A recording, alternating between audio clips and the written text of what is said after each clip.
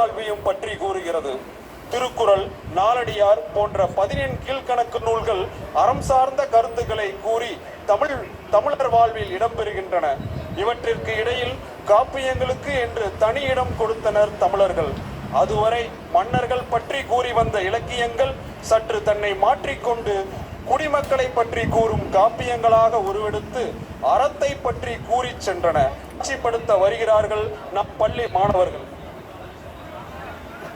நிகழ்ச்சியின் முதலாவதாக சிலப்பதிகாரம். தமிழ் மொழியில் முதலில் தோன்றிய காப்பியம் சிலப்பதிகாரம். இயல், இசை, நாடகம் என்னும் முத்தமிழ் காப்பியமாக பெயர் பெறுகிறது.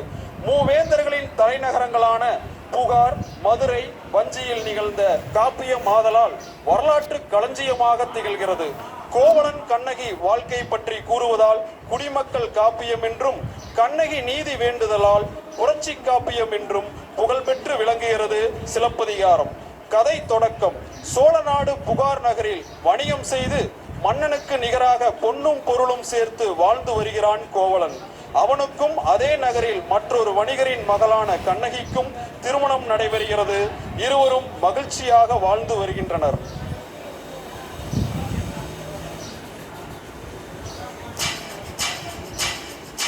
கோவலனும் கண்ணகியும் மகிழ்ச்சியாக வாழ்கின்றனர்.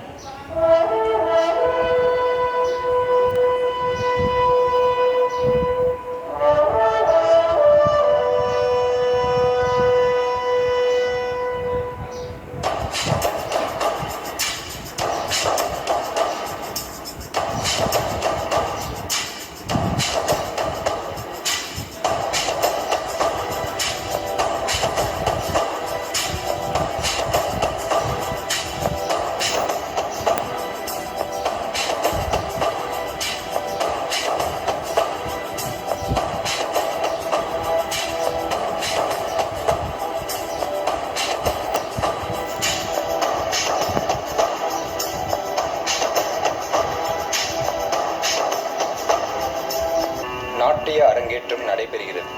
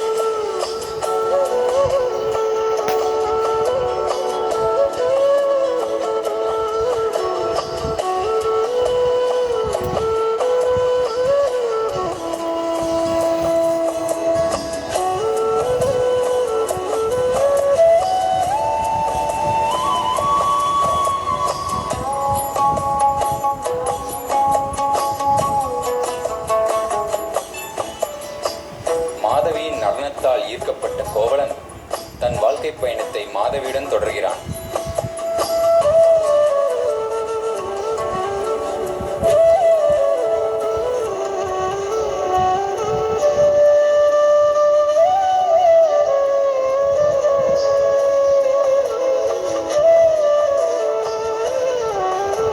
கோவலனுக்கும் மாதவிக்கும் அழகான பெண் குழந்தை பிறந்து மணிமேகலை என்று பெயர் சூட்டப்பட்டது.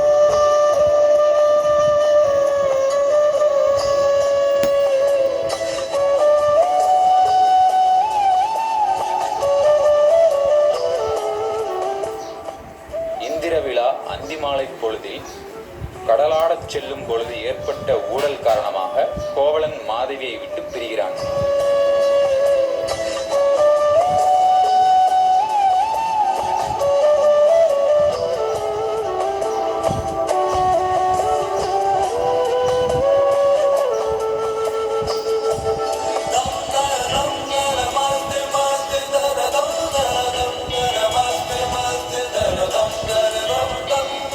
தன் தவறை உணர்ந்த கோவலன் கண்ணகியுடன் சேர்கிறான்.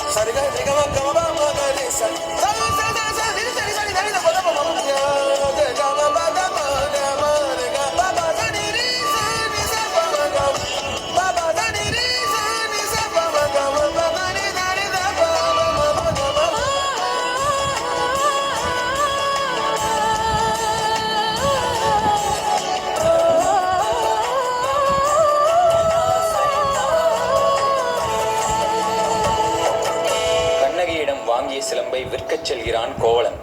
பொற்கொல்லன் தான் செய்த தவறை மறைக்க மன்னனிடம் கோவலன்தான் கல்வன் என்று பொய் கூறுகிறான். தாங்கள் வந்ததின் நோக்கம்? மன்னா, அரசின் காற்சிலம்பை களவாடிய கல்வனை கண்டேன். என்னிடமே வந்து இக்காற்சிலம்பினை விற்க வேண்டும் என்று கூறினான். நான் சிலம்பினை வாங்கி பார்த்தேன். நமது அரசின் சிலம்புதான் அது.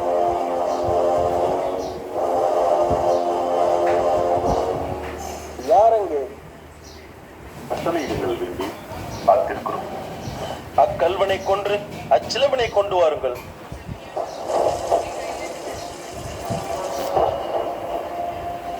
அவன்தான், அவனை பிடியுங்கள்.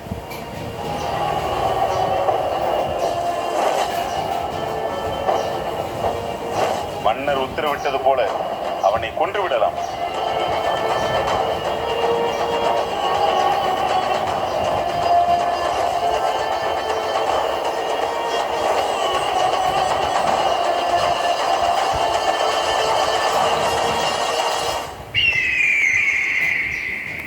கண்ணகி, அரசியின் அழகு புரிந்த கால் சிலம்பை யாரோ திருடி விட்டானாம். ஊர் காவலர்கள் அவரை கொலை செய்து விட்டார்களாம். தீர விசாரிக்காமலே தண்டனை கொடுக்கப்பட்டது என்று கூறுகிறார்கள்.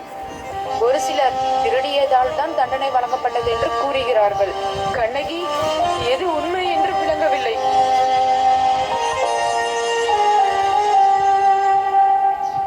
சான்றோரே, தெய்வங்களே, கதிரவனை கேளுங்கள்.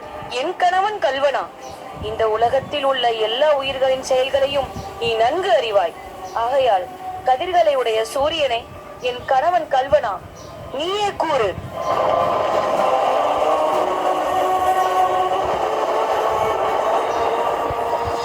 பொற்கொடியே, கேட்பாயாக. அனைத்தையும் யாம் அறிந்தோம். நின் கணவன் கல்வன் அல்ல.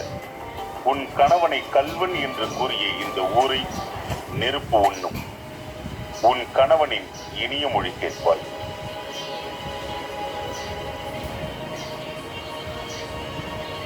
பெண்ணே, எம்மை காண வந்ததன் காரணம் என்ன? நீ யார்? உனக்கு என்ன வேண்டும்? ஆராயாது நீதி வழங்கிய மன்னனே, என்னையா யார் என்று கேட்கிறாய்? சொல்கிறேன் கேள். ஒரு புறாவுக்காக தன் உடலையே தந்த சிபிமன்னனை நீ அறிவாயா? பசுவிற்கு நீதி வழங்கிய மறுநீதி சோழனை நீ அறிவாயா? புகழ்மிக்க மாசாத்துவனின் மகனாகிய கோவலனின் மனைவி. என் பெயர் கண்ணகி. அந்த கல்வனின் மனைவியா நீ? யார் கல்வன்? நிறுத்து உன் பேச்சை. கால் சிலம்பை விற்க வந்த என் கணவனை அநியாயமாக கொன்று விட்டாயே. நீ செய்தது தர்மமா, நியாயமா? கல்வனை கொல்வது கொடுங்கோல் என்று, அதுவே அறநெறியாகும். மன்னனே, தவறிழைத்தவர்களை கண்டித்தல் தகுதியுடைய மன்னனுக்கு உரியது என்பதை நானும் அறிவேன். என் காற்சிலம்பின் பரல் மாணிக்க கற்களால் ஆனது. பெண்ணே, நீ சொல்வது உண்மையாயின் அரசிற்குரிய சிலம்பின் பரல் முத்துக்களால் ஆனது. யாரங்கே? கோவலனிடமிருந்து பெற்ற அச்சிலம்பை இங்கு கொண்டு வா. ஒரு தவறும் செய்யாத என் கணவனை கொன்றது உன் அறநெறிக்கு இழுக்கு என்று இதோ மெய்ப்பிக்கிறேன். இங்கே பார்.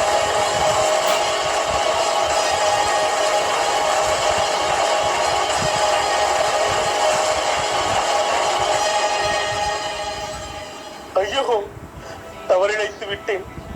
பிறர் சொல் கேட்டு பெரும் பிழை செய்தேனே. யானே அரசன், யானே கல்வன். இனிமேலும் நான் உயிருடன் இருத்த தகுமோ? எனக்கு பெண் கொற்ற குடை எதற்கு, செங்கோல் தான் எதற்கு? என் வாழ்நாள் இன்றோடு முடியட்டும், இன்றோடு முடியட்டும். கணவனை இழந்த பெண்ணுக்கு புகலிடம் வேறு ஏது? அவன் இருக்கும் இடம் நோக்கி நானும் செல்கிறேன். ஐயனே!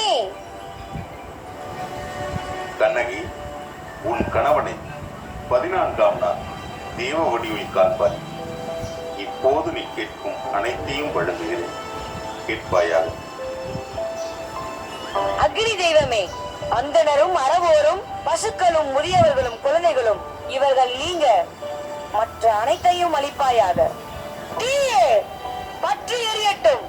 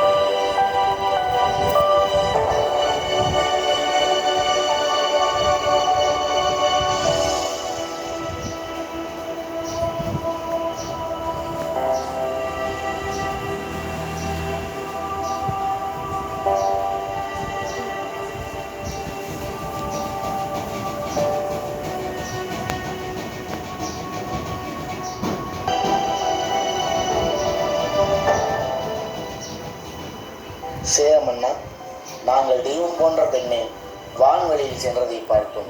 அவள் பெயர் கண்ணகி. அத்தகைய பத்தினி பெண்ணுக்கு கோயில் எடுத்து தெய்வமாக வணங்க வேண்டும்.